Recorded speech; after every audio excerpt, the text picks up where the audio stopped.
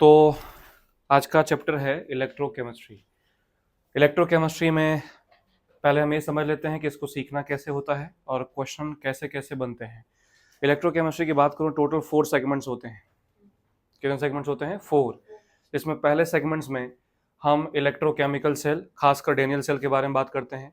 Electrochemical series, कैसे Nernst equation apply किया जाएगा और कैसे कैसे हम ई नॉट सेल को मैनिपुलेट करते हैं। जो सेकंड सेगमेंट होता है उस सेकंड सेगमेंट में हम इलेक्ट्रोलिसिस के बारे में सीखते हैं।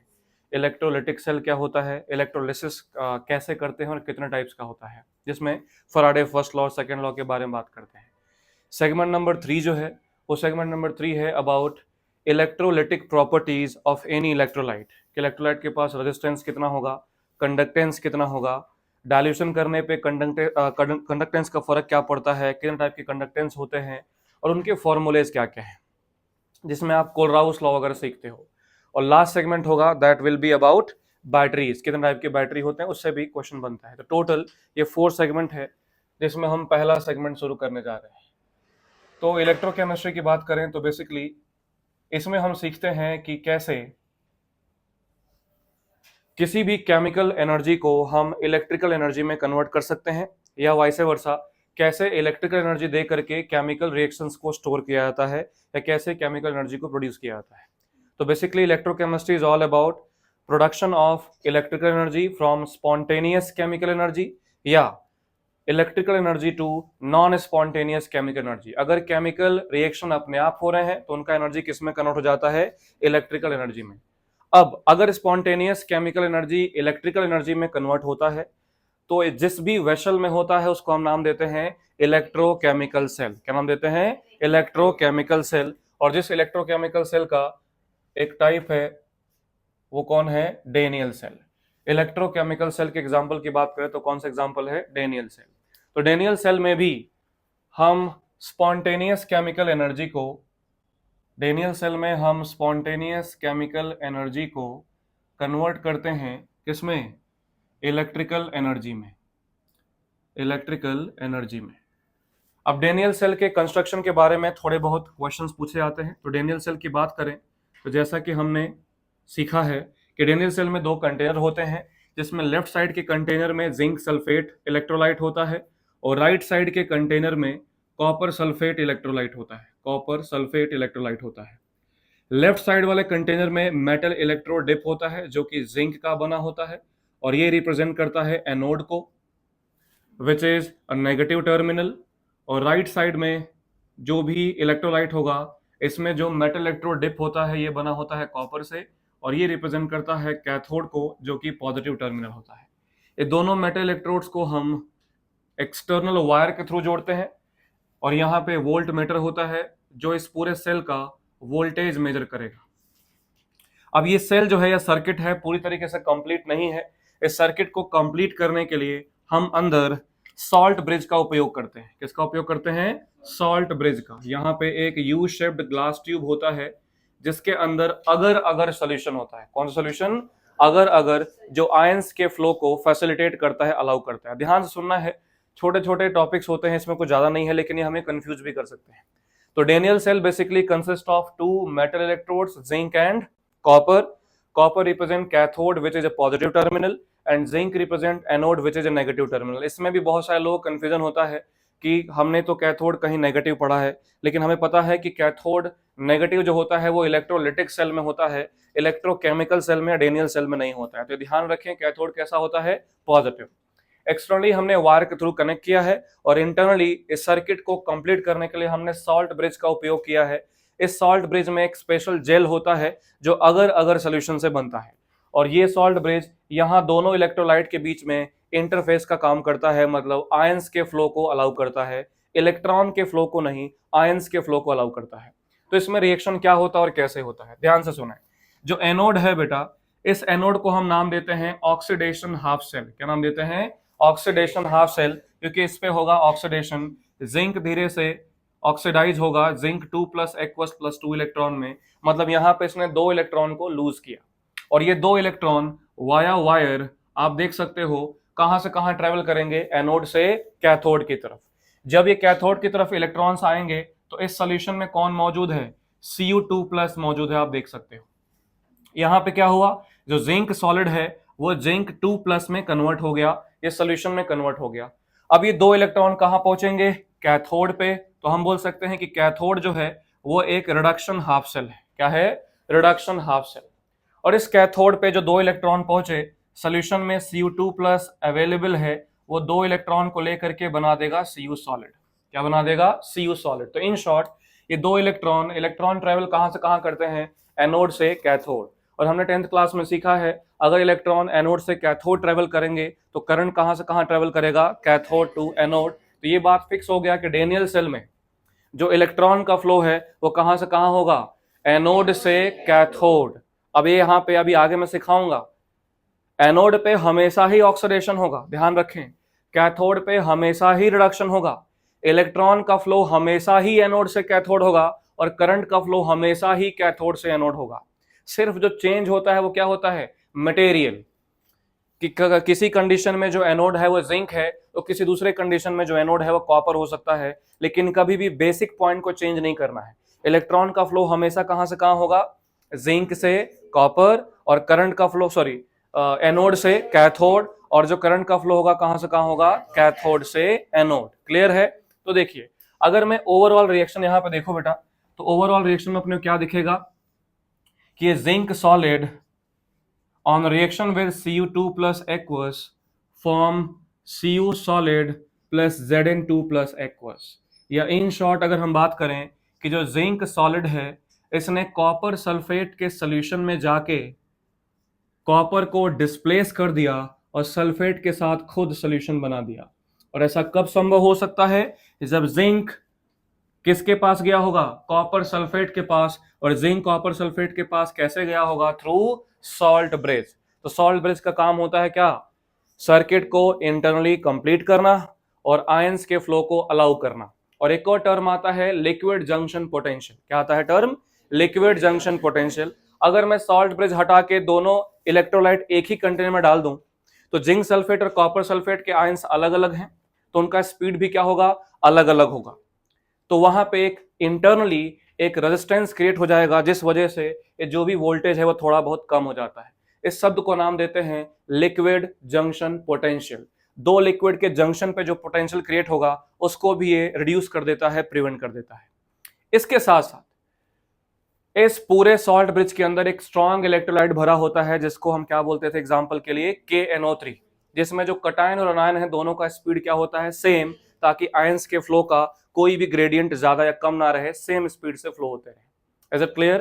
तो ये हो गया डेनियल सेल का कंस्ट्रक्शन और ये हो गया डेनियल सेल में होने वाले रिएक्शन। अब अगर मैं बात करूं इस डेनियल सेल में कितना वोल्टेज आया, इस वोल्ट मीटर से कितना वोल्टेज मेजर किया जाएगा, तो इस पूरे सेल का अगर आपको पोटेंशियल निकालना है, जिसको हम ई सेल से रिप्रेजेंट करते हैं, तो ये कैसे निकाला जाएगा, इसके लिए IUPAC कन्वेंशन है। According to IUPAC overall cell potential can be written as E right minus E left. ध्यान दीजिएगा, मतलब अगर हमें पूरे सेल का पोटेंशियल निकालना है तो हम इलेक्ट्रोड पोटेंशियल को यूज करेंगे। किसको यूज करेंगे, इलेक्ट्रोड पोटेंशियल। जो भी हमने मेटल इलेक्ट्रोड यूज किया है, जो भी हमने जिंक या कॉपर यूज किया है, इन सब का भी इंडिविजुअल पोटेंशियल होता है, जो कि आगे सीखेंगे कैसे मेजर होता है।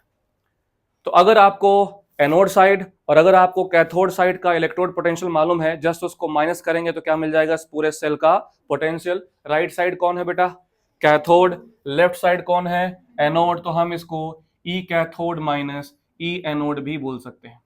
और अगर मैं स्टैंडर्ड कंडीशन पे बात करूं 25 डिग्री सेल्सियस पे, तो इसको सेल पोटेंशियल ना बोल के हम स्टैंडर्ड सेल पोटेंशियल बोलते हैं, जिसको ई नॉट सेल बोलेंगे, या इसको भी हम ई नॉट कैथोड बोल सकते हैं, माइनस ई नॉट एनोड बोल सकते हैं।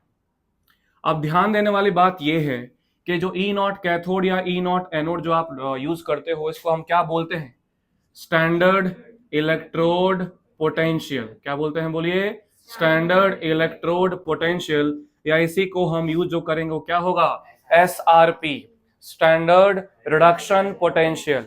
मतलब जो हम यहाँ पे मेटल इलेक्ट्रोड्स का पोटेंशियल यूज करेंगे वो पोटेंशियल कैसा रहना चाहिए, रिडक्शन पोटेंशियल। चाहे भले ही एनोड पे क्या हो रहा है, ऑक्सीडेशन, और इस पे क्या हो रहा है, रिडक्शन, हमारे मन में कंफ्यूजन आ सकता है कि अगर एनोड पे ऑक्सीडेशन हो रहा है तो क्यों ना उसका ऑक्सीडेशन पोटेंशियल लें, या कैथोड पे रिडक्शन हो रहा है तो क्यों ना उसका रिडक्शन पोटेंशियल लें।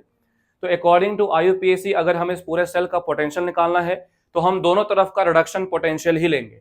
आप या तो SOP लो तो भी निकल सकता है, या आप क्या लो SRP, लेकिन एक SOP एक SRP नहीं लेना है। तो एक बॉटम लाइन में सीधे सीधे बोलूं, अगर दो हाफ सेल को ऐड करके आप पूरे फुल सेल का पोटेंशियल निकालना चाहते हैं तो उस पूरे फुल सेल का पोटेंशियल क्या होगा, SRP of cathode minus SRP of anode. SRP का full form standard reduction potential, जो कि यूजुअली किस नाम से जाना जाता है, स्टैंडर्ड इलेक्ट्रोड पोटेंशियल। तो आपके सामने इलेक्ट्रोड पोटेंशियल बोला हो तो आप ऑटोमेटिकली क्या ले लेंगे, SRP। अगर मैं यहां पे इस पर्टिकुलर केस की बात करूं, तो हमारे पास कैथोड पे कौन है, कॉपर। तो हम लिख सकते हैं E0 Cu2 प्लस से Cu। ये Cu2 प्लस से Cu आपको रिडक्शन दिखा रहा है और ये रिप्रेजेंट करेगा कि SRP है। E0 of zinc 2 plus two zinc, ये भी +2 से 0 रिडक्शन दिखा रहा है। आप देख लेना कहीं क्वेश्चन में Cu से Cu2 प्लस तो नहीं दिया है। अगर Cu से Cu2 प्लस दिया है तो SOP कहलाएगा। क्या कहलाएगा, SOP। लेकिन हमें क्या लेना है, SRP। According to the given data of electrochemical series, पूरे हर एक मेटल और नॉन मेटल का अपने पास एक पूरा वोल्टेज सीरीज है, SRP का सीरीज को क्या बोलते हैं, इलेक्ट्रोकेमिकल सीरीज। के हिसाब से कॉपर आता है 0.34 और जिंक आता है -0.76। तो यहाँ पे E0 सेल कितना आ गया, 1.10 वोल्ट। और मैं आपको बताऊं, अगर आपने सेल का मेजरमेंट स्टैंडर्ड कंडीशन पे किया है, कौन से कंडीशन पे, स्टैंडर्ड, मतलब 25 डिग्री सेल्सियस पे, और ये जो आयंस है zinc 2 plus and copper 2 plus, जो आयंस हैं इसका कंसंट्रेशन अगर आपने 1 मोलर ले लिया तो फिर इस डेनियल सेल का नाम ही गैल्वेनिक सेल या वोल्टेइक सेल हो जाता है। गैल्वेनिक सेल या वोल्टेइक सेल। तो अगर आपसे कोई पूछे कि गैल्वेनिक सेल या वोल्टेइक सेल क्या है, तो सिंपल आप बोलोगे it is a special case of Daniell cell when concentration of involved ions is 1 molar and temperature is 25 degree Celsius.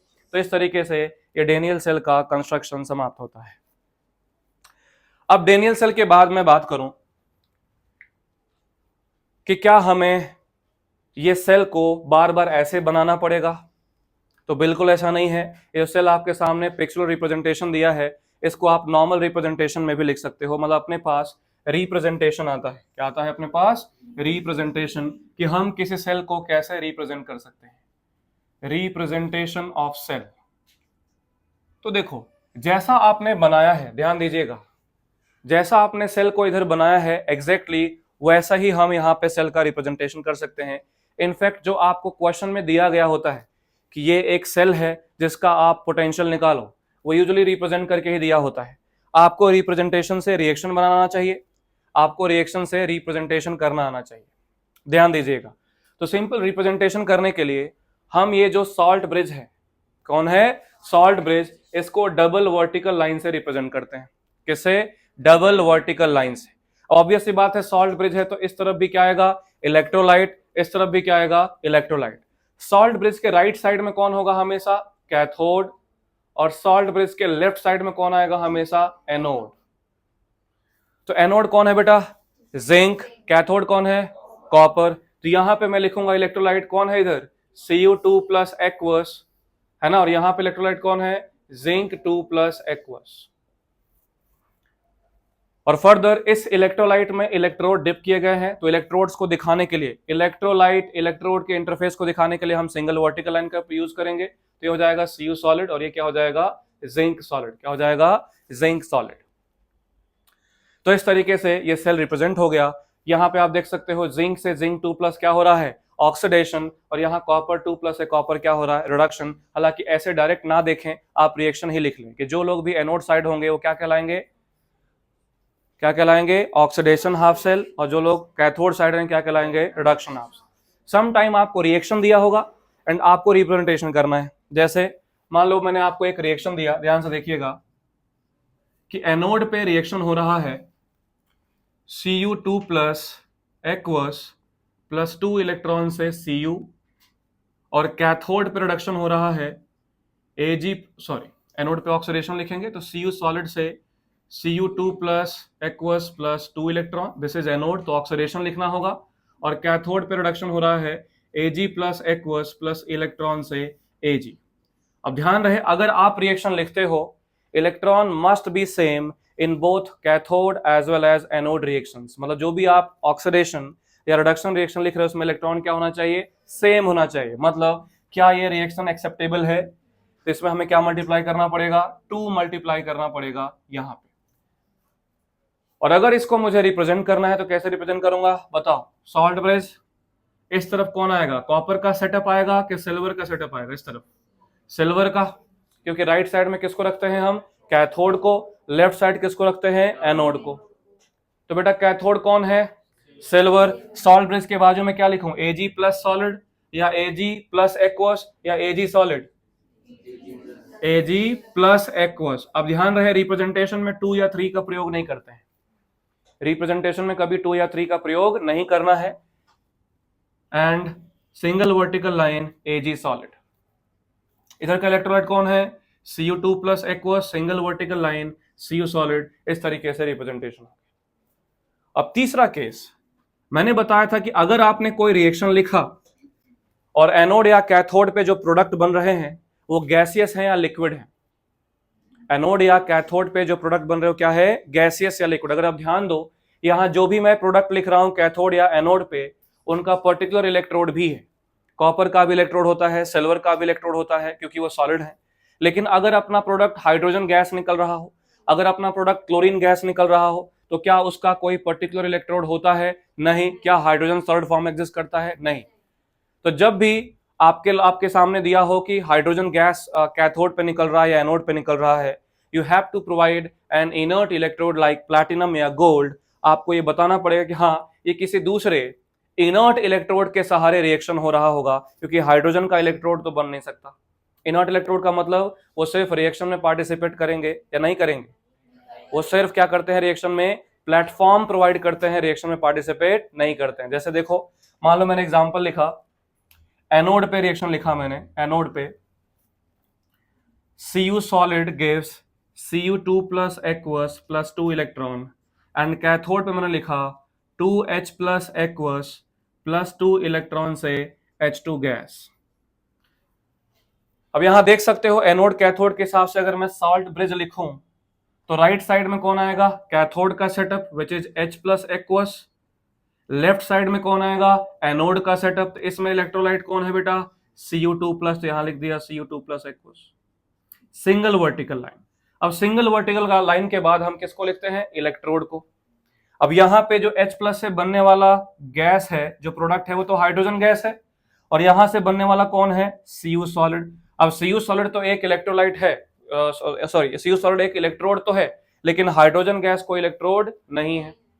तो जब भी आपके सामने ऐसा लगे कि एनोड या कैथोड पे कोई गैस निकल रहा है या कोई प्योर लिक्विड फॉर्म हो रहा है, तो वहां पे आपको कॉमा लगा के प्लैटिनम सॉलिड या गोल्ड सॉलिड जैसे इनर्ट इलेक्ट्रोड्स को यूज करना है। मान लो अगर यहां भी हाइड्रोजन गैस होता तो इधर भी क्या लिखते, कॉमा करके प्लैटिनम सॉलिड। तो ये हो गया रिप्रेजेंटेशन। तो हमें रिप्रेजेंटेशन से रिएक्शन लिखना पड़ सकता है या हमें रिएक्शन से रिप्रेजेंटेशन करना पड़ सकता है। ध्यान रहे, सॉल्ट ब्रिज के बाजू में हमेशा ही कौन आता है, इलेक्ट्रोलाइट आता है। तो इस तरीके से डेनियल सेल और उसका रिप्रेजेंटेशन खत्म होता है। अब बढ़ते हैं अपने नेक्स्ट सेगमेंट की तरफ। अब नेक्स्ट सेगमेंट ये है कि जो हमने यहाँ पे E0 सेल निकाला है, जिंक का हमने SRP रखा -0.76, कॉपर का SRP रखा हमने +0.34, वो आया कैसे है, -0.76 कॉपर का +0.34, सिल्वर का जो वोल्टेज होता है SRP वो +0.8 वोल्ट होता है। तो ये सब आया कहां से होगा, कैसे ये मेजर करेंगे। तो मेजरमेंट करने के लिए हमें यहां सीखना पड़ेगा रिप्रेजेंटेशन या basically measurement of standard electrode potential. कैसे इन लोगों का मेजरमेंट करा गया होगा।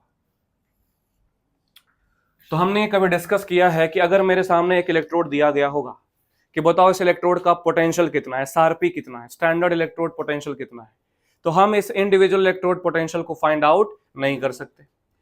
हम सिर्फ फाइंड आउट कर सकते हैं रेफरेंशियल इलेक्ट्रोड पोटेंशियल, कि पहले से ही एक ऐसा इलेक्ट्रोड जिसका हमें पहले से मालूम है कि इसका SRP या इसका इलेक्ट्रोड पोटेंशियल इतना है, तो इसके रेफरेंस में हम इसका निकाल सकते हैं।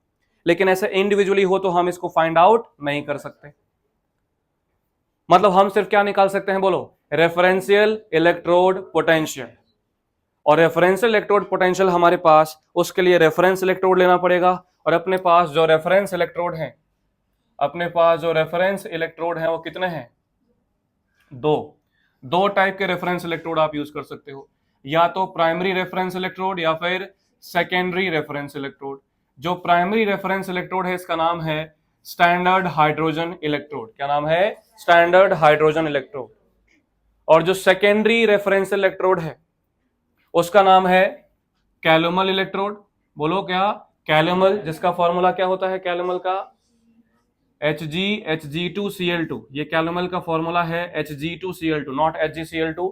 या फिर silver chloride electrode, silver chloride electrode.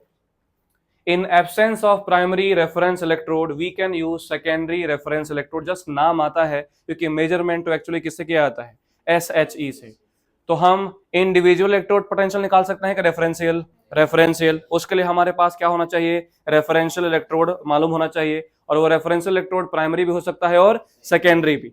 जो प्राइमरी अपने पास रेफरेंशियल इलेक्ट्रोड है उसका नाम क्या है? Standard hydrogen electrode, standard hydrogen electrode. अब ये क्या होता है? तो स्टैंडर्ड हाइड्रोजन इलेक्ट्रोड है, उसमें बेसिकली एक प्लैटिनम होता है, प्लैटिनम का वायर होता है,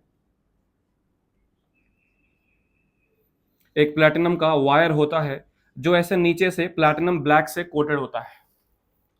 और इसको हम स्टैंडर्ड कंडीशन पे रखते हैं 25 डिग्री सेल्सियस पे और 1 बार प्रेशर पे। ये जो पूरा इलेक्ट्रोड है ये एक एसिडिक सोल्यूशन में डिप होता है, जिसका कंसंट्रेशन, ये एसिडिक सोल्यूशन से कंसंट्रेशन हम क्या लेते हैं? 1 मोलर। तो आपसे कोई पूछे SHE क्या है तो आप क्या बोलेंगे?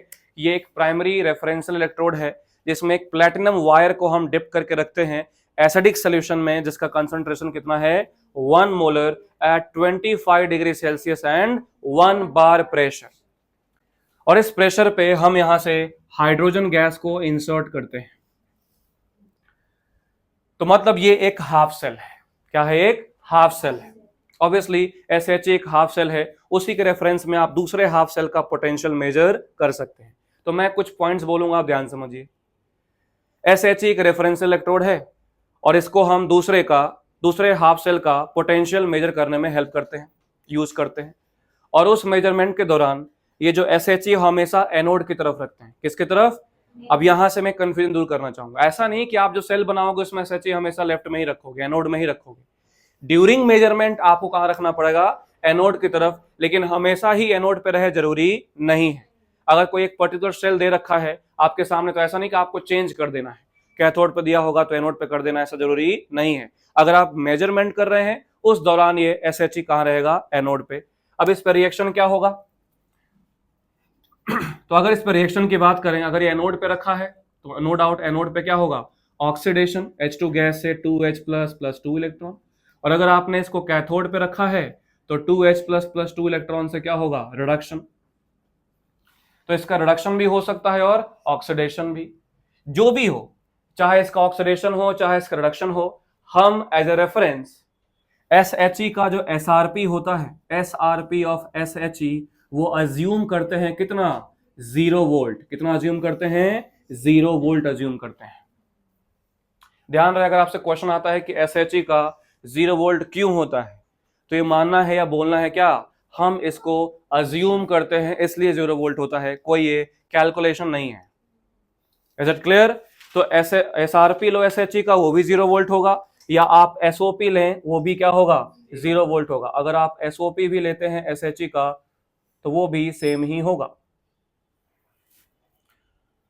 आई बात समझ में? अब कैसे इसको यूज करोगे? तो सिंपल, मान लो मैंने बोला कि ये कॉपर है, इसका बताओ इलेक्ट्रोड पोटेंशियल कितना होगा? ये कॉपर है, तो तुरंत कॉपर के बाजू में एनोड साइड में हम किसको प्लेस करेंगे?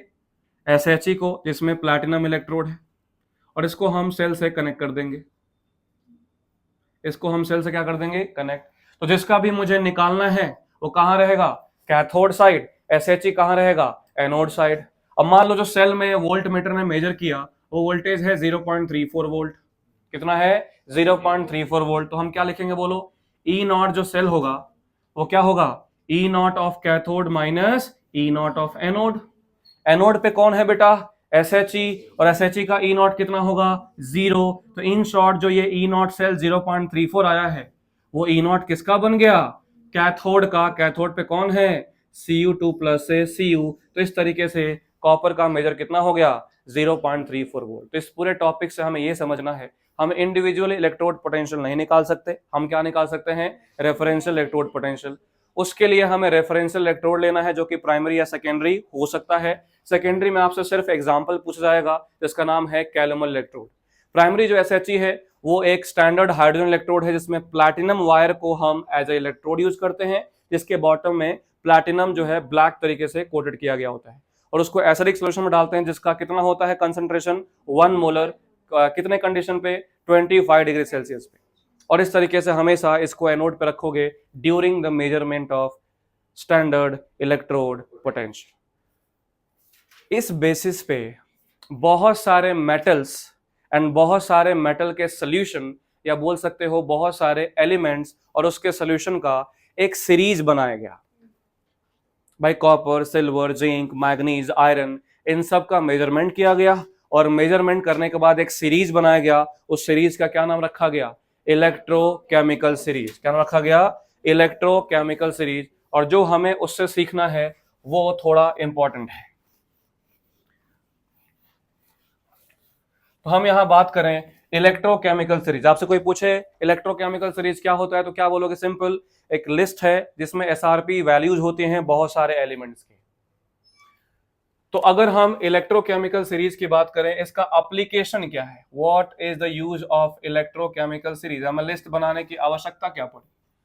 तो obviously to construct a full cell we need 2 half cell जिसमें एक कैथोड पे रहेगा और एक किस पे रहेगा, एनोड पे। तो हमें अगर एक अच्छा सेल बनाना है, अच्छा सेल से मतलब है जिसका वोल्टेज ज्यादा से ज्यादा मिले, हम चाहेंगे रिएक्शन होने के बाद जो वोल्टेज मिला क्या मिले, ज्यादा मिले। तो उसके लिए हम क्या चाहेंगे, एक कैथोड पे रखे और एक एनोड पे। अब जिसको भी आप कैथोड पे प्लेस करोगे वो अपने हिसाब से उसका SRP कम होगा कि ज्यादा होगा, ये समझ में आ गया इलेक्ट्रोकेमिकल सीरीज से। जिसको एनोड पे रखोगे उसका SRP कम होगा कि ज्यादा होगा, ये समझ में आएगा हमें इलेक्ट्रोकेमिकल सीरीज से। तो इलेक्ट्रोकेमिकल सीरीज में बेसिकली SRP डेटा इस पूरे टेबल में गिवन होता है। इसमें सबसे टॉप पे आप देखोगे यहाँ रिएक्शंस लिखे होंगे और जितने भी रिएक्शंस लिखे होंगे सारे रिडक्शन है और यहाँ पे उसका ई नॉट दिया है। ऑब्वियसली इलेक्ट्रोकेमिकल सीरीज में जो ई नॉट दिया है SRP दिया होगा, SOP SRP दिया है। सबसे ऊपर जो होता है वो क्या होता है, F2 प्लस 2 इलेक्ट्रॉन से 2F माइनस, ये रिडक्शन दिया है। और सबसे नीचे Li प्लस प्लस इलेक्ट्रॉन से लिथियम और बीच में कहीं हाइड्रोजन होता है 2H प्लस प्लस 2 इलेक्ट्रॉन से H2 गैस। मतलब इसका SRP तो कितना है बेटा 0 वोल्ट। इनके ऊपर जो भी लोग हैं उन सबका प्लस में होता है, सबका क्या होता है, प्लस में होता है। और SHE के नीचे जितने भी लोग हैं उनका क्या होता है, माइनस में होता है। तो आप देखो लिथियम का सबसे नेगेटिव है -3.04 वोल्ट और फ्लोरीन का सबसे ज्यादा है +2.87 वोल्ट। अब मैं यहाँ पे 2-4 बातें बोलूंगा, बस उसको दिमाग में समझ लेना है।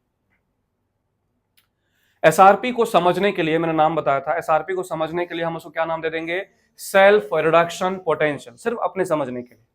मतलब जिसका SRP ज्यादा है उसका सेल्फ रिडक्शन क्या होगा, ज्यादा होगा। जिसका भी SRP ज्यादा होगा उसका खुद का रिडक्शन क्या होगा, ज्यादा होगा। अगर खुद का रिडक्शन होगा तो ऑब्वियसली उसको कहां रखना चाहोगे, कैथोड पे। जिसका रिडक्शन होता है हम कहां रखते हैं, कैथोड पे। Is it clear. जिसका, फिर से बोलो, SRP का मतलब समझने के लिए सेल्फ रिडक्शन पोटेंशियल। जिसका SRP ज्यादा है उसका खुद का क्या होगा, रिडक्शन। और जो इनका रिडक्शन होता है कहां रखते हैं, कैथोड पे। और अगर खुद का रिडक्शन होता है तो कौन सा एजेंट, ऑक्सीडाइजिंग एजेंट। जितना ज्यादा SRP उतना अच्छा कौन हुआ, ऑक्सीडाइजिंग एजेंट।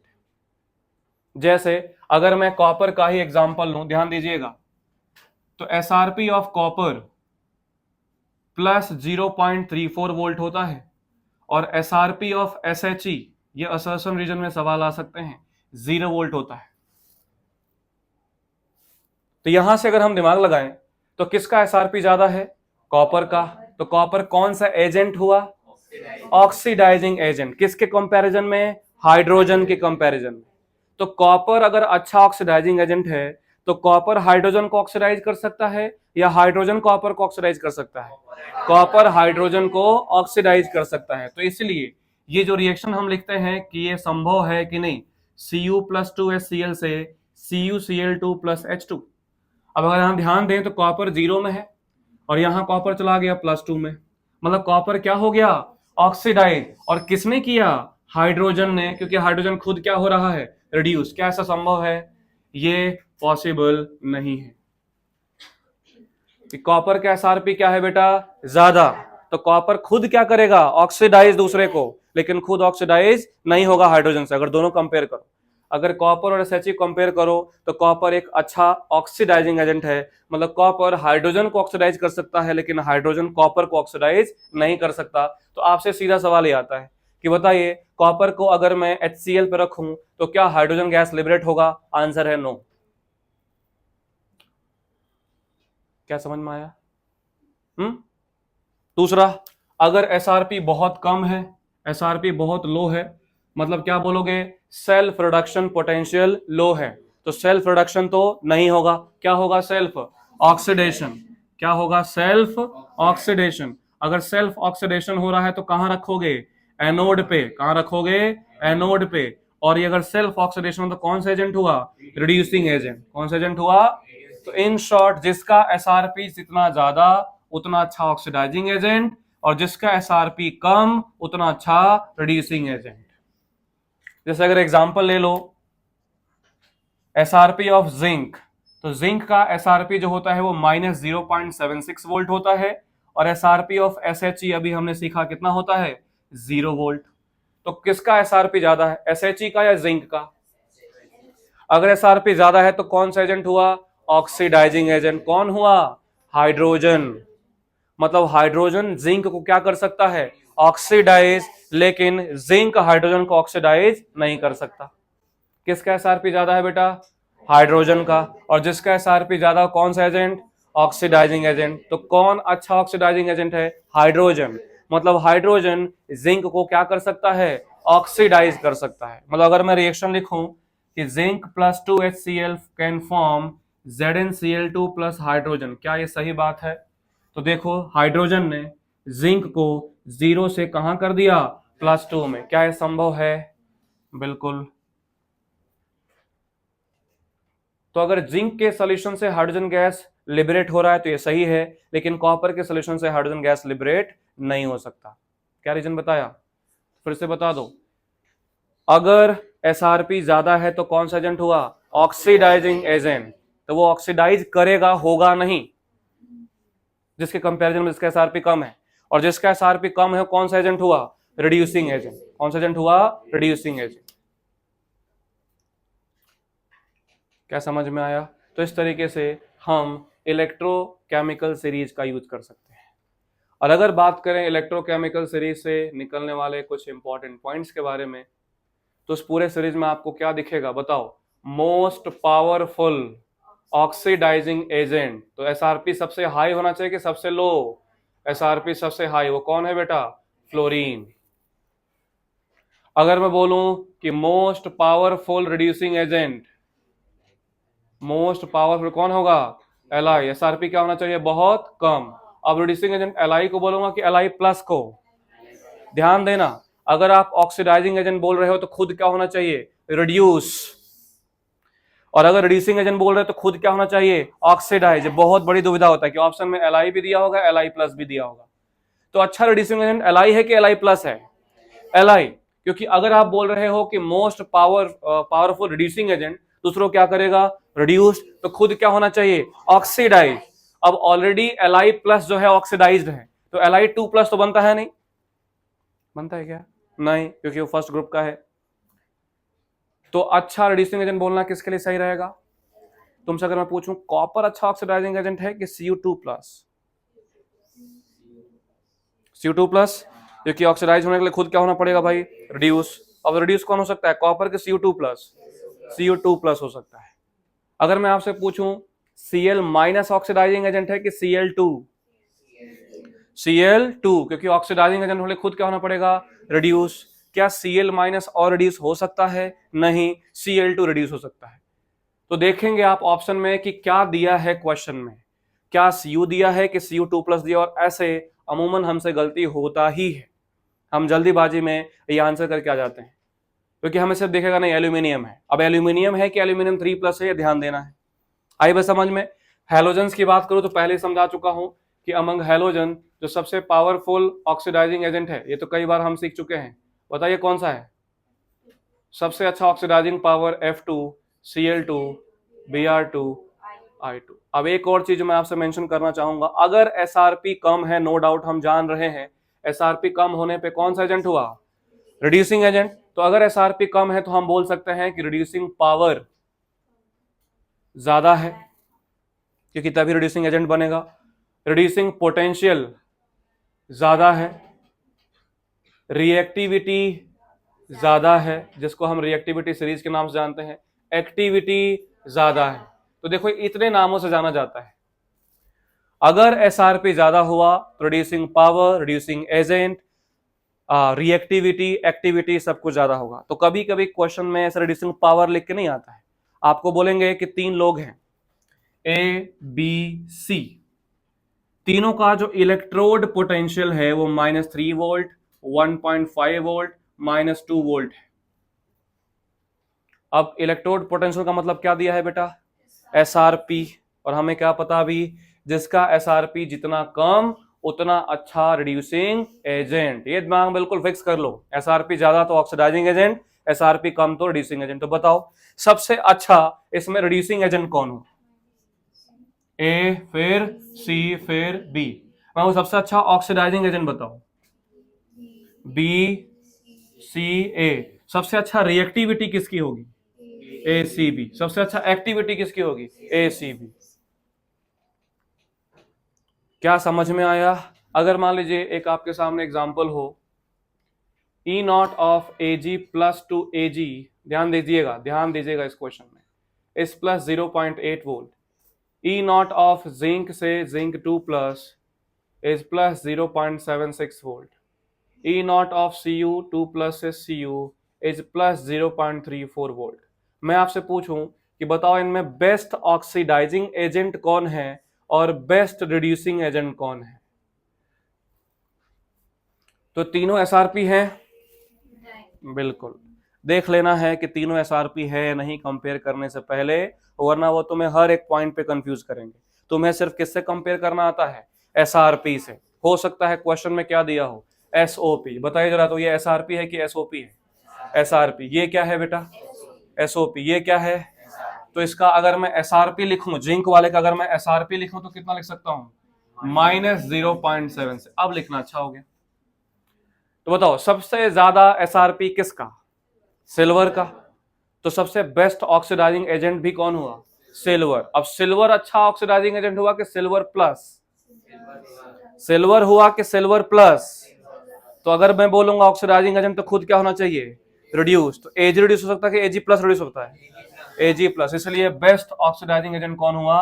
Ag plus. समझ में आया? और ये पहला दूसरा ऑप्शन ही मिलता है कि Ag कैन ऑक्सीडाइजेस दिस। अब जैसे तुम देखोगे Ag कैन ऑक्सीडाइज, तुरंत टिक करोगे, क्योंकि तुम्हें पता है कि Ag का SRP ज्यादा, तो Ag क्या हुआ? Oxidising agent. और पूरा स्टेटमेंट ही गलत है। Ag cannot oxidises others, Ag plus can oxidises others. Is it clear? Best reducing agent जिसका SRP सबसे कम हो, तो जिंक होना चाहिए कि जिंक 2 प्लस? जिंक। क्योंकि अगर आप बोल रिड्यूसिंग एजेंट तो खुद क्या होना चाहिए? ऑक्सीडाइज। तो यहां पे आंसर क्या होगा? जिंक। तो उम्मीद है कि इसके क्वेश्चंस गलत नहीं होंगे। अगर आपको 3-4 ई नॉट दे दिया जाए और पूछा जाए कि दो को ऐसा पिकअप करो जिससे एक बेस्ट फ्यूल सेल बने या बेस्ट फुल सेल बने, तो जो आप कोई भी दो रिएक्शन जो आप पिकअप करेंगे उसमें से एक रिएक्शन कहां रखना चाहेंगे? कैथोड पे। एक रिएक्शन कहां रखना चाहेंगे? एनोड पे। कैथोड पे रखने की क्राइटेरिया क्या है? SRP हाई होना चाहिए। एनोड के लिए SRP सबसे लो होना चाहिए, तो ही आपको वो बनने वाला सेल मैक्सिमम वोल्टेज निकाल के देगा। क्या निकाल के देगा? Maximum voltage. इसी में अगर मैं मॉडिफाई कर दूं थोड़ा सा, नेक्स्ट इसी में लिख दूं कि E नॉट ऑफ, मान लो दे रखा है कुछ भी ले लेते हैं, Li plus two Li is -3.04 volt. अब मैं पूछूं कि इस चारों डेटा से आपको एक फुल सेल बनाना है, बताओ कैथोड पे किसको रखोगे और एनोड पे किसको रखोगे और वोल्टेज कितना होगा। देखो इधर, तो कैथोड पे किसको रखोगे, जिसका एसआरपी सबसे ज्यादा है, बोले तो सिल्वर। एनोड पे किसको रखोगे, लिथियम। और उससे बनने वाला वोल्टेज क्या लिखेंगे, SRP of cathode minus SRP of anode, और उससे जो वोल्टेज आएगा वो सबसे मैक्सिमम होगा। समझ गए। तो ये इलेक्ट्रोकेमिकल सीरीज का एप्लीकेशन है। और लास्ट में हमने लिखा भी था कि अगर मैं ओवरऑल पूरे इलेक्ट्रोकेमिकल सीरीज में सिर्फ मेटल्स उठाऊं तो reducing power of some important metals हम समझ सकते हैं कि किसका रिड्यूसिंग पावर सबसे ज्यादा है, सम इंपॉर्टेंट मेटल्स। तो उसमें सबसे अच्छा कौन आता है बताइए, लिथियम, फिर क्या था, पोटेशियम, फिर calcium, sodium, magnesium, aluminium, zinc, chromium, है ना, फिर आयरन। आयरन कौन सा, 2+ वाला, 2+ से आयरन वाला, फिर निकल, फिर टिन, फिर लेड। अब यहां तक जो आपने लिखा है इन सब का एसआरपी नेगेटिव है, इन सब का एसआरपी क्या है, नेगेटिव। बीच में फिर कौन आ जाता है, SHE। ध्यान सुनना, आज मैं जो सिखा रहा हूं ये जो पार्ट है इससे बहुत कुछ इंपॉर्टेंट आपको सुनने को मिलेगा, तो उसको ध्यान देते रहिएगा। इसके बाद अब जो एलिमेंट्स आएंगे या मेटल्स आएंगे वो सब एसआरपी पॉजिटिव वाले आएंगे। कौन कौन आते हैं, Cu2+, फिर कौन आता है, Cu+, फिर आयरन 3+ वाला, फिर Ag+, है ना, फिर गोल्ड, फिर कोबाल्ट, बीच में मर्क्यूरी भी आता है ना, बीच में मर्क्यूरी भी आता है, Hg2 आता है, और फिर आता है कौन लास्ट में, कोबाल्ट 3+ टू 2+। देखिए कोबाल्ट प्लस तो सब कहीं इधर आता है। अब इन लोगों का एसआरपी क्या है, पॉजिटिव। तो सुनिए, ये आगे आपको बहुत हेल्प करने वाला है। पूरा सीरीज याद हो ना हो, कुछ इससे ना आउटकम बाहर निकालते हैं कि सर जो अल्कली और अल्कलाइन अर्थ मेटल्स हैं, अल्कली और अल्कलाइन अर्थ मेटल्स हैं, इनका रिड्यूसिंग पावर सबसे ज्यादा होता है, इनका रिड्यूसिंग पावर सबसे ज्यादा होता है, मतलब एसआरपी सबसे कम होता है। ये चीज फिक्स रखें दिमाग में, एसआरपी कम तो रिड्यूसिंग एजेंट अच्छा, रिड्यूसिंग पावर अच्छा, रिड्यूसिंग पोटेंशियल अच्छा। एसआरपी ज्यादा तो ऑक्सीडाइजिंग पावर अच्छा। सुनाई दे रहा है। तो यहाँ पे ये जितने भी अल्कली अल्कलाइन वाले लोग हैं ये अच्छे क्या होते हैं, रिड्यूसिंग एजेंट। अब कुछ ऐसे एसआरपीज, कुछ ऐसे एलिमेंट्स का नाम याद रखना है अपने को जिनका एसआरपी पॉजिटिव में होता है। किसमें, उसमें कौन आते हैं, सोना, चांदी, कॉपर, आयरन 3। बोलो कौन कौन, गोल्ड, सिल्वर, कॉपर, आयरन 3+ वाला और मर्क्यूरी। इन लोगों का एसआरपी क्या होता है, पॉजिटिव। फिर से बोलो, gold, silver, copper, iron 3 and mercury. ऐसा क्यों, तो आप देखोगे कि नॉर्मली मैंने एक क्वेश्चन पूछता हूं या हमेशा आपसे पूछा जाता है कि अगर मुझे एक सोल्यूशन है जो सिल्वर के स्पून में रखना है, मान लो जिंक सल्फेट का सोल्यूशन है, सिल्वर के स्पून में रखना है, क्या रख सकते हैं? या सिल्वर नाइट्रेट का सोल्यूशन है और जिंक पर रखना है, क्या रख सकते हैं?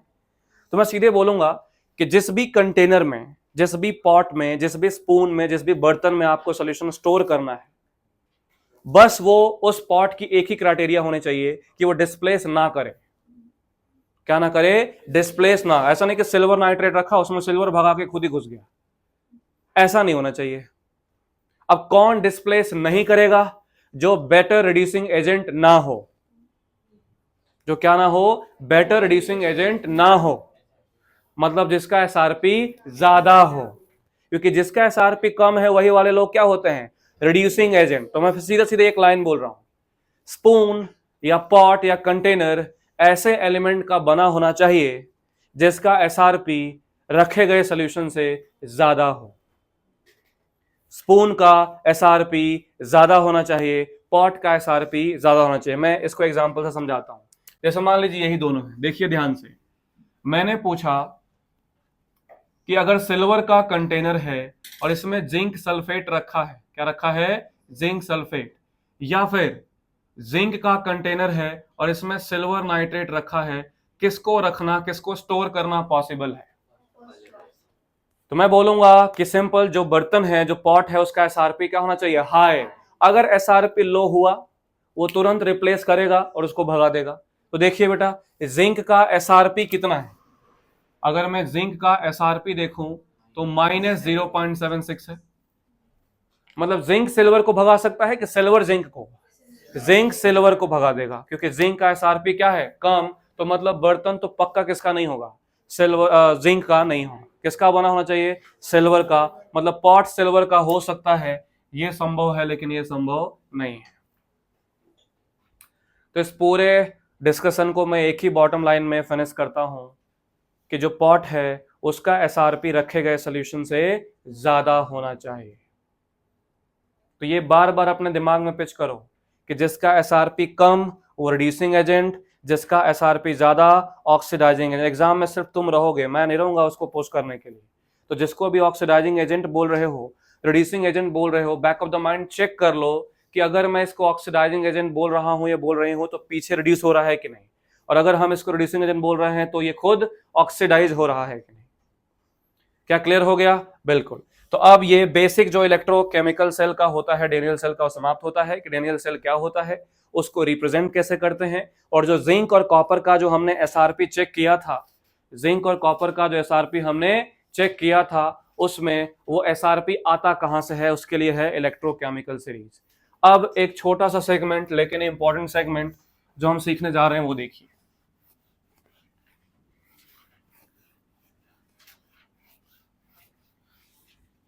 तो बेटा अब हम सीखने जा रहे हैं कि जो अपना गैल्वेनिक सेल था, कौन सा सेल, गैल्वेनिक सेल था, जिसका वोल्टेज कितना आया था, 1.10 वोल्ट। इसमें थोड़े कंफ्यूजन दूर होंगे आपके।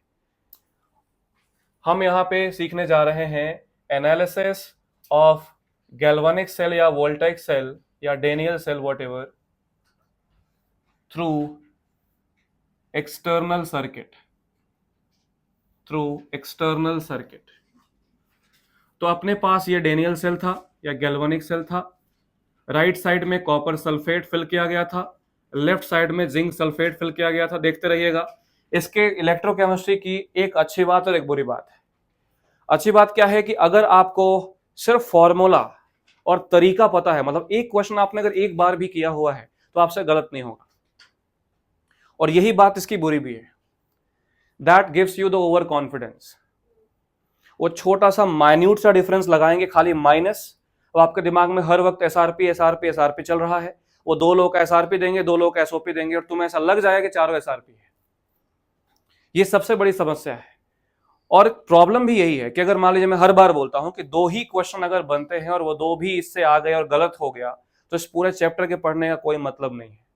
इसलिए हर एक टॉपिक अपने लिए बहुत ज्यादा सेंसिबल होता है कि हम उसको ध्यान में रखते हुए काम करें। तो यहां पे देखो, अगर यहां पे कॉपर सल्फेट है और जिंक सल्फेट में हमने यहां जिंक रखा हुआ था और इसको हमने यहां वोल्ट मीटर से ऐड किया हुआ था, ध्यान दीजिएगा।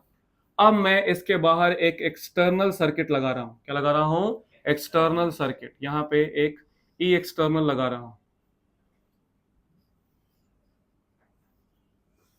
जो ई एक्सटर्नल वोल्टेज बाहर से प्रोवाइड कर रहे हैं, और हम इसको रीड करने वाले हैं। अभी के लिए फिलहाल की कंडीशन में जो कैथोड है वो किसका बना हुआ है? Copper, which is a positive terminal. Anode किसका बना है बेटा? जिंक, जो कि एक नेगेटिव टर्मिनल है। और यहां से जो वोल्टेज अपने को मिल रहा है इस इंटरनल सर्किट से, इस इंटरनल सर्किट से जो वोल्टेज अपने को मिल रहा है, that is 1.10 volt. Is it clear? Now अगर मैंने बाहर से जो एक्सटर्नल सर्किट लगाया उसका ई एक्सटर्नल मैंने बोला कि 1.10 वोल्ट से कम है, 1.10 वोल्ट से कम है। मतलब बाहर का इन्फ्लुएंस ज्यादा है कि अभी भी अंदर का इन्फ्लुएंस ज्यादा है? अंदर का इन्फ्लुएंस ज्यादा है। अगर अंदर का इन्फ्लुएंस ज्यादा है तो प्रिंसिपल में कोई चेंज नहीं आएगा। जो काम इंटरनल सर्किट से हो रहा था वही काम इंटरनल सर्किट से होता रहेगा। मतलब अभी भी जो इसका प्रिंसिपल है वो किसकी तरह काम करेगा? गैल्वेनिक सेल की तरह। मतलब बोले तो केमिकल एनर्जी किसमें कन्वर्ट होगा? इलेक्ट्रिकल एनर्जी में कन्वर्ट होता रहेगा। अभी भी कैथोड किसका बना है?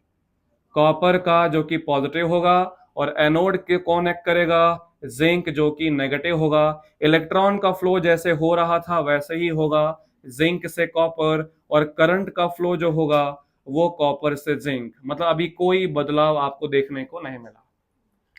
मान लीजिए अब आपने बाहर से जो पोटेंशियल अप्लाई किया वो एग्जैक्टली 1.10 वोल्ट के बराबर कर दिया, एग्जैक्टली 1.10 वोल्ट के बराबर। तो बाहर से कितना पोटेंशियल? 1.10, अंदर का पोटेंशियल 1.10, तो net potential difference of the circuit 0। और अगर नेट पोटेंशियल डिफरेंस 0 हो गया तो हम क्या बोलेंगे? No current will flow from the circuit. Circuit से कोई भी करंट फ्लो नहीं करेगा क्योंकि ओवरऑल पोटेंशियल क्या हो गया? 0। और इस कंडीशन पे जो सेल पोटेंशियल है इसको हम ईएमएफ के नाम से जान सकते हैं। किस नाम से? ईएमएफ। मतलब आपको कहीं कहीं क्वेश्चन में ई सेल की जगह ईएमएफ भी बोला जा सकता है। ऐसा नहीं कि बोल दे कैलकुलेट ईएमएफ तो बोल दो 0। वो जस्ट एक नाम है जो सब्स्टिट्यूट की तरह यूज कर रहे हैं, समझ रहे हो ना? वो ईएमएफ भी बोल सकते हैं, कैलकुलेट ईएमएफ। ऐसा नहीं कि ईएमएफ मतलब 0, क्योंकि ई सेल तो तभी बोलते हैं, वो जस्ट एक नेम है। अगर मान लीजिए तीसरा कंडीशन, हमने बाहर के सर्किट से अभी 1.10 वोल्ट से ज्यादा लगा दिया, तो अब पूरा का पूरा जो रिएक्शन है वो क्या हो जाएगा? रिवर्स। क्योंकि अब इन्फ्लुएंस अंदर का नहीं, अब इन्फ्लुएंस क्या आएगा? बाहर का। अब यही ध्यान देना है, जैसे ही आपने बाहर का पोटेंशियल ज्यादा किया, अब जो अंदर का रिएक्शन, क्योंकि बाहर फोर्स लगा रहे हो, ऑब्वियस सी बात, अगर बाहर से फोर्स लगाओगे अंदर का पूरा सिस्टम स्पॉन्टेनियस है, क्या हो जाएगा? Non spontaneous. इसका मतलब हुआ कि जो इलेक्ट्रोड कैथोड की तरह वर्क कर रहा था अब वो एनोड की तरह करेगा, जो एनोड की तरह कर रहा था वो कैथोड की तरह करेगा। लेकिन ये ऐसा नहीं होगा कि एनोड पे अब ऑक्सीडेशन की जगह रिडक्शन होना स्टार्ट हो गया, नेचर में कोई बदलाव नहीं आएगा। अब जो एनोड है, पहले एनोड कौन था? जिंक। और कैथोड कौन था? कॉपर। अब एनोड कौन हो जाएगा? कॉपर। और कैथोड कौन हो जाएगा? जिंक। जो चार्ज में कोई फर्क नहीं पड़ेगा। मतलब जिंक के ऊपर जो चार्ज आपने लगा रखा था वही चार्ज रहेगा, कॉपर के ऊपर जो चार्ज लगा रखा था वही चार्ज रहेगा। इसीलिए इस सेल में कैथोड पॉजिटिव की जगह क्या हो गया? नेगेटिव। एनोड नेगेटिव की जगह क्या हो गया? पॉजिटिव। और ऐसा सेल जिसमें बाहर से इलेक्ट्रिकल एनर्जी दिया जाए, जिसमें बाहर से इलेक्ट्रिकल एनर्जी दिया जाए तो स्टोर केमिकल एनर्जी, तो इस सेल का नाम क्या होता है? बोलो। Electrolytic cell. क्या बोलते हैं? Electrolytic cell. तो इलेक्ट्रोलिटिक सेल में कैथोड कैसा हो जाता है? नेगेटिव। एक्चुअली कोई प्रभाव पड़ा नहीं नेगेटिव पॉजिटिव में। वो तो क्या है, मैंने ऐसा सेल बनाया था, एक तरफ जिंक एक तरफ कॉपर। कॉपर पे मैंने प्लस लिख रखा था और जिंक पे मैंने क्या लिख रखा था? माइनस। अभी तक कॉपर क्या था भाई? कैथोड। जिंक क्या था? एनोड। अब ऐसा थोड़ी कि इलेक्ट्रोलिटिक सेल होता है ऐसा चेंज हो जाएगा। कभी देखो बैटरी में जो टर्मिनल घूम गए तुरंत बैटरी को फेंक दोगे कि यहाँ जादू टोना चल रहा है? कॉमन सेंस वाली बात है कि अगर जो बैटरी पे जिंक और कॉपर जैसे लगा हो वैसे लगे रहेंगे, खाली उनका नेचर बदल जाएगा। अभी ये क्या था? मान लेते हैं ये जिंक है, राइट? ये काला वाला जिंक है, ये जिंक था और ये कॉपर था। अभी तक कॉपर कैथोड था पॉजिटिव, अभी तक जिंक एनोड था नेगेटिव। अब ये कैथोड से क्या बन गया? एनोड। तो मुंडी पे तो नेगेटिव ही रहेगा ना। और यहां क्या था? एनोड। अभी क्या बन गया? कैथोड। मतलब जो एनोड था वो कैथोड बन जाएगा, जो कैथोड था वो एनोड बन जाएगा। जो जिसको भी आपने लिया, मान लीजिए कि ये अपना कॉपर है, जिंक है, ये कॉपर प्लस है, ये जिंक जो है माइनस है। अभी तक कॉपर क्या था? कैथोड, जिसके ऊपर प्लस लिखा था। अब यही कॉपर क्या हो गया? एनोड, जिसके ऊपर प्लस लिखा था। ये जिंक क्या था? एनोड, जिसपे क्या लिखा था? माइनस। अब यही जिंक क्या हो गया? कैथोड, जिसपे क्या लिखा था? माइनस, क्योंकि आपने वो साइन पहले से ही लगा रखा है। तो बोले तो एनोड का रिएक्शन चेंज नहीं होगा, एनोड पे अभी भी क्या होगा? ऑक्सीडेशन। कैथोड पे अभी भी क्या होगा? रिडक्शन। तो बहुत सारे लोग इसको सब उल्टा कर देते हैं। सब कुछ उल्टा नहीं करना है, सिर्फ साइन का बदलाव हुआ और मटेरियल का बदलाव हुआ है। तो अब इलेक्ट्रॉन का फ्लो कहां से कहां होगा? क्या पहले इलेक्ट्रॉन का फ्लो एनोड से कैथोड था? अभी कैथोड से एनोड बोल सकता हूं? नहीं। पहले क्या था भाई? जिंक से कॉपर। इलेक्ट्रॉन का फ्लो जिंक से कॉपर। अब क्या होगा? कॉपर से जिंक। और ध्यान दो तो अभी भी कहां है? एनोड से कैथोड ही है। क्योंकि अब अपना एनोड कौन बन चुका है? कॉपर। और कैथोड कौन बन चुका है? जिंक। कोई प्रभाव पड़ा क्या? नहीं। मतलब मटेरियल के बेसिस पे इलेक्ट्रॉन का फ्लो और करंट का फ्लो अपोजिट हो रहा है। नेचर वाइज कोई अपोजिशन नहीं है। दिमाग में फिक्स करते हैं, करंट का फ्लो या इलेक्ट्रॉन का फ्लो हमेशा एनोड से कैथोड और करंट का फ्लो हमेशा कैथोड से anode. The only thing that will change is nature of electrode या मटेरियल ऑफ इलेक्ट्रोड। समझ में आया? अब इसके बाद ये सीखने के बाद हम नेक्स्ट बढ़ते हैं कि ये जो गैल्वेनिक सेल का प्रिंसिपल है जिसमें केमिकल एनर्जी इलेक्ट्रिकल एनर्जी में कन्वर्ट हो रहा है, तो कितना केमिकल एनर्जी इलेक्ट्रिकल एनर्जी में कन्वर्ट होगा, उसको हम इस टॉपिक को नाम देते हैं थर्मोडायनामिक्स ऑफ द सेल। क्या नाम देते हैं? थर्मोडायनामिक्स ऑफ द सेल, जिसको हम नर्स्ट इक्वेशन की मदद से समझते हैं।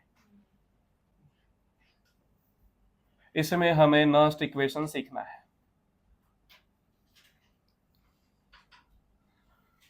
तो बताओ गैल्वेनिक सेल में क्या होता है बेटा? गैल्वेनिक सेल में या डेनियल सेल में spontaneous chemical energy is converted into electrical energy. Am I right? Electrical energy बनता है फ्रॉम स्पॉन्टेनियस केमिकल एनर्जी। तो in galvanic cell spontaneous chemical energy will be converted into electrical energy. अब हम सबको पता है कि जो स्पॉन्टेनियस केमिकल एनर्जी जिससे वर्क डन करके आपने इलेक्ट्रिकल एनर्जी में बदला है, हमेशा जो स्पॉन्टेनियस केमिकल एनर्जी जो वर्क डन में कन्वर्ट हुआ है वो अपने लिए क्या रहने वाला है? Gives free energy.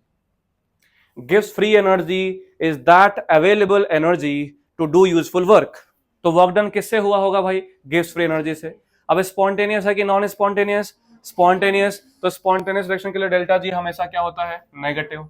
Is equal to electrical energy. अब हमें पता है कि अगर पोटेंशियल दिया हो और हमें यह मालूम है कितना चार्ज ट्रांसफर हुआ है, तो चार्ज इनटू पोटेंशियल डिफरेंस क्या कहलाता है? Electrical energy. तो मान लेता हूं कि इधर Q चार्ज ट्रांसफर हुआ है और पोटेंशियल डिफरेंस हमें पता ही है E सेल। सेल का पोटेंशियल कितना है? E cell. तो Q बराबर क्या आ गया? या Q या डेल्टा जी बराबर क्या आ गया? Q into E cell minus में। अब हमें पता है कि अगर इलेक्ट्रॉन ट्रांसफर हो रहे हैं तो हम ये पता कर सकते हैं कितना चार्ज ट्रांसफर हो रहा है। Q बराबर क्या होता है? N into E। If E is the electron that is transferred from anode to cathode and N is the number of electrons which are transferred from anode to cathode, then total charge transfer will be N into E. But in chemistry, there is no relation of number of electron transfer. There will be always mole of charge transfer या mole of electron transfer. मतलब Q बराबर N into E के साथ हमें क्या multiply करना पड़ेगा? Na। क्योंकि किसी भी केमिकल रिएक्शन में नंबर ऑफ इलेक्ट्रॉन नहीं होते हैं, मोल ऑफ इलेक्ट्रॉन होते हैं। क्या होते हैं? तो N इंटू ई की जगह क्या लिखना पड़ेगा? NeNa। Is it clear? और ध्यान दीजिएगा, ये जो E इंटू Na है इसकी वैल्यू हमेशा फिक्स रहेगा, क्योंकि E हमें पता है और Na हमें पता है। और इस E इंटू Na को ही हम क्या नाम देते हैं? 1 फराडे। क्या नाम देते हैं? 1 फराडे। तो 1 फराडे की वैल्यू कितनी होती है? E into Na। अब E की वैल्यू हमें पता ही है 1.6 into 10 raise to minus 19 and Na पता ही है 6 इंटू 10 रेज़ टू 23। तो E इंटू Na कितना जाएगा बोलिए? 96487 कूलम्स या approximately 96500 Coulomb's. That is the value of what? 1 Faraday. और सिर्फ ये इंपॉर्टेंट नहीं है 1 फराडे की वैल्यू कितनी है, इंपॉर्टेंट ये है कि 1 फराडे को बोलते क्या है। तो 1 फराडे को क्या नाम देंगे? बोलो। चार्ज ऑफ, बोलिए मेरे साथ, चार्ज ऑफ 1 मोल इलेक्ट्रॉन। क्या बोलते हैं? Charge of 1 mole. ये इंपॉर्टेंट है, बहुत बेसिक टर्म है। तो देखो delta G is equal to minus Q की जगह क्या आ गया? बोलो N into E into Na। और E इंटू Na क्या लिख दिया हमने? 1F। तो बेसिकली क्या हो गया? Minus NF। और ये क्या आ गया? E cell. तो अगर आपको गिव्स फ्री एनर्जी, बोले तो वो एनर्जी निकालना है जो इलेक्ट्रिकल एनर्जी में कन्वर्ट हुआ है, वो कौन है? डेल्टा जी, और उसका formula minus N F E cell. Standard condition पे डेल्टा जी बोलते हैं कि डेल्टा नॉट जी? तो एट 25 डिग्री सेल्सियस हम इसको क्या बोल सकते हैं, बोलिए? Delta not G is equal to minus N F E cell, E naught cell, exactly. तो कितना एनर्जी, केमिकल एनर्जी कितना इलेक्ट्रिकल में कन्वर्ट हुआ, क्लियर हो गया। फॉर्मूला क्या आएगा, बोलिए? Minus N F E cell. N है number of electron transfer, what? Number of electron transfer. F क्या है? Faraday charge, which is charge of 1 mole electron, और ई सेल तो पता ही है। अब यहां जरा देखो, यहां से अगर ध्यान से देखें, delta G equal to minus N F E cell है ना बेटा? अगर मैं बोलूं कि ई सेल मेरा पॉजिटिव है, अगर ई सेल पॉजिटिव होगा तो बोलो डेल्टा जी क्या आएगा? नेगेटिव, क्योंकि आगे माइनस लगा हुआ है। If E cell is positive, delta G क्या होगा? नेगेटिव। और डेल्टा जी नेगेटिव का मतलब फिजिबल रिएक्शन की नॉन फिजिबल? फिजिबल रिएक्शन या स्पॉन्टेनियस रिएक्शन, मतलब रिएक्शन अपने आप आगे जाएगा। और अगर रिएक्शन अपने आप आगे जाएगा तो इक्विलिब्रियम कांस्टेंट की वैल्यू 1 से ज्यादा होगा। अगर कोई reaction A plus B gives C plus D है तो ये फॉरवर्ड में जाएगा या बैकवर्ड में जाएगा, कौन डिसाइड करता है? Equilibrium constant. और स्पॉन्टेनियस का मतलब क्या मान के चलते हैं? फॉरवर्ड। और नॉन स्पॉन्टेनियस क्या मतलब चलते हैं? बैकवर्ड। तो यहां मैंने बोला अगर ई सेल पॉजिटिव और डेल्टा जी क्या आएगा बेटा? नेगेटिव। ये कंडीशंस हैं जो पूछ जाएंगे आपसे। अगर आपको कंडीशन में डेल्टा नॉट जी से आंसर देना हो और डेल्टा जी से आंसर देना है तो most reliable factor is delta जी या ई सेल, क्योंकि डेल्टा नॉट जी इक्विलिब्रियम पे 0 नहीं होता है, वो नेगेटिव होता है। समझ रहे हो ना? देखो 3 टाइप के प्रोसेस हैं, स्पॉन्टेनियस, बोलो, नॉन स्पॉन्टेनियस और इक्विलिब्रियम। देखिएगा, स्पॉन्टेनियस रिएक्शन का डेल्टा जी भी नेगेटिव और डेल्टा नॉट जी भी नेगेटिव। नॉन स्पॉन्टेनियस के लिए delta G positive, delta not G भी पॉजिटिव। और इक्विलिब्रियम के लिए डेल्टा जी तो 0 होता है लेकिन डेल्टा नॉट जी नेगेटिव ही होता है। आगे आगे भी थर्मो पढ़ाऊंगा तो समझ में आएगा, अभी के लिए सिर्फ हम इसको याद जैसे ही कर सकते हैं। तो मतलब delta not G negative 2 condition में हो सकता है, स्पॉन्टेनियस पे भी और इक्विलिब्रियम पे भी। इसलिए most reliable term to determine the feasible reaction is delta G, क्योंकि डेल्टा नॉट जी 2 जगह नेगेटिव हो सकता है तो हमें पता नहीं चलेगा कि इक्विलिब्रियम पे है कि स्पॉन्टेनियस है। सिमिलरली अगर ई सेल नेगेटिव आया तो माइनस और माइनस क्या हो गया? तो डेल्टा जी क्या आ जाएगा? पॉजिटिव। डेल्टा जी का मतलब, पॉजिटिव का मतलब नॉन स्पॉन्टेनियस या non feasible reaction, M I right? तो इसके लिए जो इक्विलिब्रियम कांस्टेंट होगा वो क्या होगा? लेस देन 1 होगा। ये कंडीशंस आपसे खूब पूछे जाएंगे, ध्यान दीजिएगा, बहुत ज्यादा पूछे जाते हैं। और इतना अगर सीख रहे हैं तो एक और टर्म बता दूं कि डेल्टा जी आगे भी सीखोगे, एक्सटेंसिव प्रॉपर्टी होता है थर्मोडायनामिक्स में। एक्सटेंसिव का मतलब मास पे डिपेंड करता है, मोल पे डिपेंड करता है। और ई सेल इंटेंसिव प्रॉपर्टी होता है। इंटेंसिव मतलब इंडिपेंडेंट प्रॉपर्टी होता है मास का। थर्मो आगे सिखाऊंगा तो उसमें समझ में आएगा कि एक्सटेंसिव वो प्रॉपर्टी जो मास पे डिपेंड करता है, इंटेंसिव वो प्रॉपर्टी जो मास पे डिपेंड नहीं करता। इंडिपेंडेंट मतलब इंटेंसिव। तो जो सेल पोटेंशियल है वो इंटेंसिव होता है और जो डेल्टा जी है वो एक्सटेंसिव। देख ही सकते हो ये सामने number of electron, mole of electron multiply है। अब हम सबको पता है अगर कोई रिएक्शन हो रहा है, देखो इधर, अगर मान लेते हैं कि सेल में रिएक्शन हो रहा है समथिंग ए प्लस बी से समथिंग सी प्लस डी, ये कोई रिएक्शन हो रहा है सेल के अंदर, तो गिव्स फ्री एनर्जी डेल्टा जी और स्टैंडर्ड गिव्स free energy delta not G को हम रिलेट कर सकते हैं। देखो यहां पे थोड़ा सा थर्मोडायनामिक्स का प्रयोग आ रहा है, तो हम थर्मोडायनामिक्स की जो बातें जाननी है सिर्फ उतना जानेंगे, डिटेल्ड स्टडी तो उस चैप्टर में ही होगा। जैसे अभी के लिए मैंने क्या समझाया, what do you mean by term spontaneous? Delta G should be less than 0, that's all. What is delta G? The gives free energy, the maximum available energy to do useful work, yeah, that energy which converts into electrical energy. At standard condition, that gives free energy is called standard gives free energy delta naught G. इसके अलावा कुछ नहीं इसमें जानना है। आई बात समझ में? अब अगर कोई रिएक्शन हो रहा है, दिस ए प्लस बी से सी प्लस डी। तो जो डेल्टा जी और डेल्टा नॉट जी है, इसका रिलेशन हम लिखते हैं थर्मोडायनेमिक्स से कि delta G is equal to delta not G plus R T L N Q.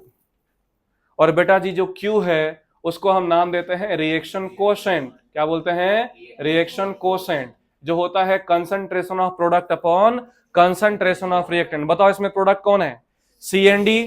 तो देखो इधर concentration of C to the power C into D to the power D upon A to the power A into B to the power B.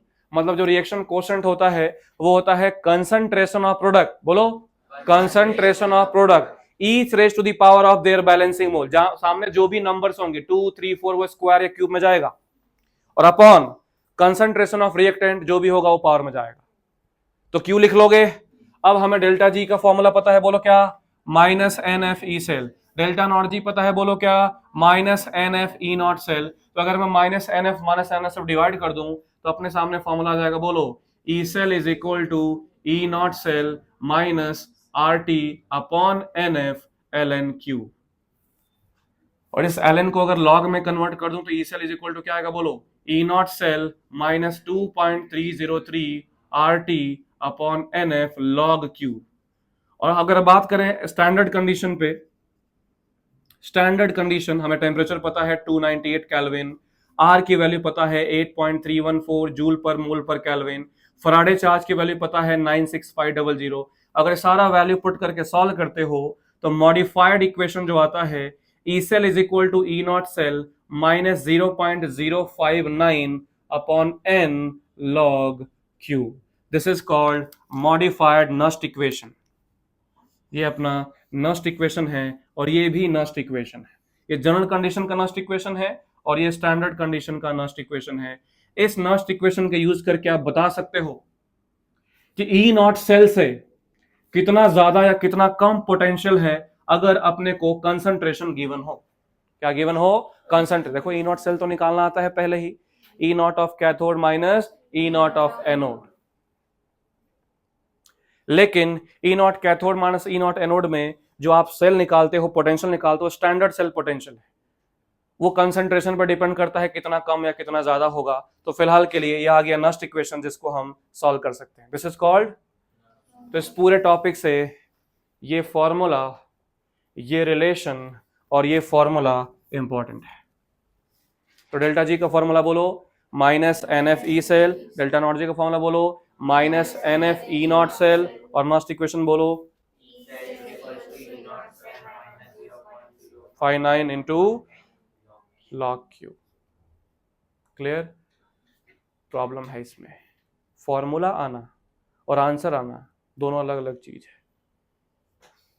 तो आपको तब भी मैं बताया था 3 स्टेप और आज ही बता रहा हूं 3 स्टेप। गलती से भी एक स्टेप छोड़ने का ट्राई नहीं करना। The first step is always write the reaction. Second step में always write the formula, and step number 3 then put the values of the given component. गलती से बिना रिएक्शन लिखे क्यू पुट करने मत जाना, पूरा गड़बड़ हो जाएगा। और ये मैं बात प्रूव करके दिखा देता हूं। जैसे मान लो, ध्यान दीजिएगा,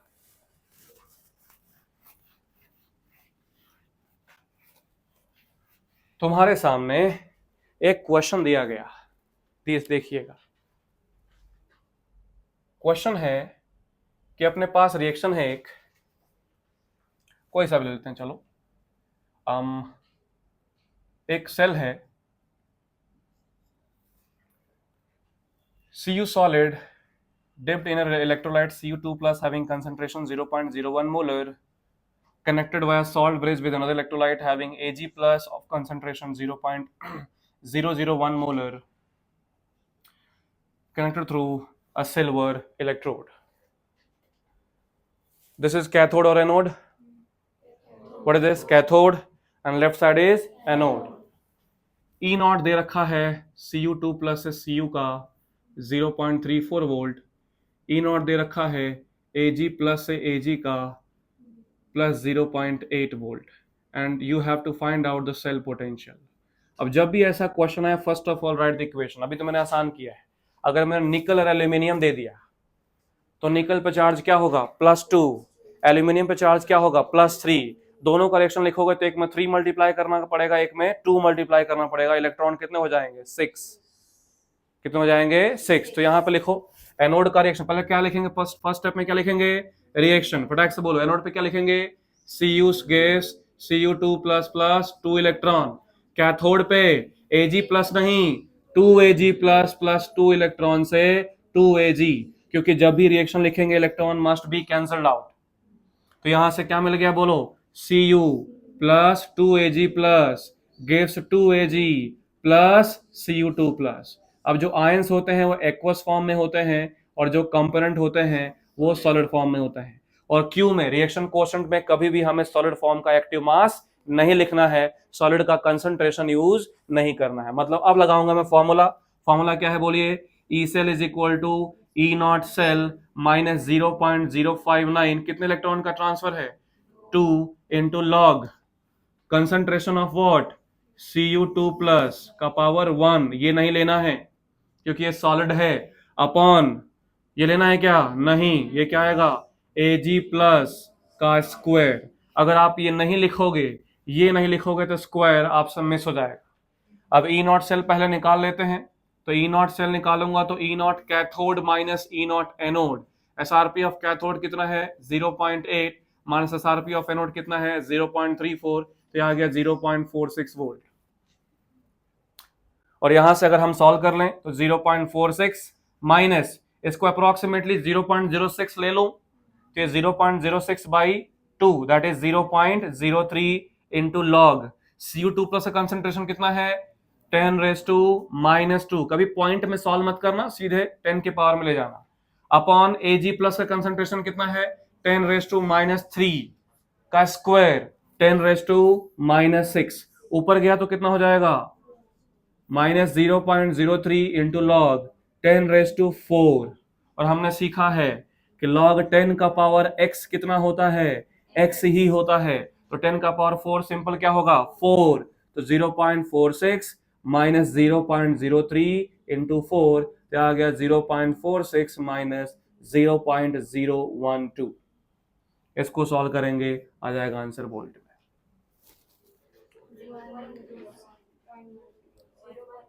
0.12। आई एम सॉरी, या इसको सॉल्व करना है और आंसर आ जाएगा वोल्ट में। ठीक है, तो जो स्टेप मैंने यूज किए वही स्टेप आपको भी यूज करना है। अगर मान लो कि जो रिएक्शन आपको दिया है वो इक्विलिब्रियम में है, किसमें है इक्विलिब्रियम। अब इक्विलिब्रियम में देखो ना ध्यान से, इक्विलिब्रियम में डेल्टा जी तो क्या हो जाता है 0, गैस फ्री एनर्जी क्या हो जाएगा 0। और अगर डेल्टा जी 0 है तो ई सेल ऑटोमेटिकली क्या हो गया 0। तो ये टर्म पूरा क्या हो जाएगा 0। और जो रिएक्शन कोशेंट है उसको क्यू की जगह हम बोलते हैं इक्विलिब्रियम कांस्टेंट के। क्या बोलते हैं इक्विलिब्रियम कांस्टेंट के। ध्यान दीजिएगा क्योंकि यहाँ एंटी लॉग समझाता हूं कैसे करना है। मैंने क्या बोला, समस्या फॉर्मूला में नहीं है, समस्या मैथ्स में है। सब आते हुए भी आखिरी में जाके जो गड़बड़ करते हो वो समस्या है। और उसमें भी अगर अप्रोक्सीमेशन किया जाए तो फटाफट हो जाएगा। देखो तो मैं यहाँ पे बात करूं इक्विलिब्रियम पे तो ई सेल क्या हो गया 0, और यहाँ पे के क्यू की जगह क्या आ गया के इक्विलिब्रियम। और यहाँ से सॉल्व करेंगे तो लॉग के इक्विलिब्रियम की वैल्यू मिलेगी n/0.059 into E naught cell. ये रिलेशन या ये फॉर्मूला हमें याद रखना होगा अगर हमें इक्विलिब्रियम कांस्टेंट निकालना है। क्या निकालना है इक्विलिब्रियम कांस्टेंट। जैसे मान लो एक क्वेश्चन पूछूं कि for a reaction at equilibrium या for a reaction involving 2 electrons, for reaction involving 2 electrons E naught cell is 0.295 volt, calculate equilibrium constant। Calculate equilibrium constant. तो देखो सिंपल, हमारे पास फॉर्मूला है log k equilibrium is equal to n/0.059 into E naught cell, है ना। n कितना है बेटा 2/0.059 इंटू ई नॉट सेल कितना है 0.295। इसको 2 से डिवाइड करोगे तो 0.295 और आधा करने पे आएगा 0.0295। इसको जस्ट 2 से डिवाइड करोगे तो 0.0295, एग्जैक्टली कितना आ गया 10। अब अगर log x is equal to y है तो x इज इक्वल टू क्या लिखते हैं 10⁻⁴। देखना ध्यान से, यहां कुछ मैथ्स के टूल्स का दुरुपयोग करना है, मतलब इनको ही यूज करके इनको चकमा देना है ताकि हम एंटी लॉग का टेबल याद ना करें। देखना अभी थोड़ा सा हमें मैथ्स को मूर्ख बनाना है। तो ये तो आसान है, log k is equal to 10 आ गया तो k इक्विलिब्रियम कितना आ जाएगा बोलो 10 का पावर 10, क्योंकि यहां log k is equal to है। देखो log x is equal to y, तो x इज इक्वल टू क्या हो जाएगा 10⁻⁴। तो log k is equal to 10, तो k इज इक्वल टू 10⁻10। अगर मान लो आपने कहीं सॉल्व किया, for example log k equilibrium 2.3 आ गया, तब तो समस्या है, क्योंकि अगर मैं k इक्विलिब्रियम निकालूंगा तो क्या हो जाएगा 10 का पावर 2.3, और जैसे ही पावर में प्लस 2.3 आया तुरंत दोनों को अलग कर दो, क्या आएगा बोलो 10 का पावर 2 इंटू 10 का पावर 0.3, और 10 का पावर 0.3 कितना होता है 2, तो हो जाएगा 2 इंटू 10 का पावर 2। अब ये सोचने वाली बात है कि ये कैसे आया, तो मैथ्स का दुरुपयोग कर लेंगे। log 2 कितना होता है 0.3, तो 2 इज इक्वल टू कितना हो जाएगा 10⁻⁴। log 5 कितना होता है 0.7, तो 5 इज इक्वल टू कितना हो जाएगा 10 का पावर, मतलब जहां भी 10 का पावर 0.7 दिखेगा 5 लिख दो। बैठ के थोड़ी सॉल्व करना है 10 का पावर कितना होता है, इसको याद थोड़ी कर सकते हैं। समझ में आया क्या? तो यहाँ पे जो फर्स्ट अपना सेगमेंट था वो समाप्त होता है। कल सिखाऊंगा मैनिपुलेशन एंड इलेक्ट्रोलिसिस।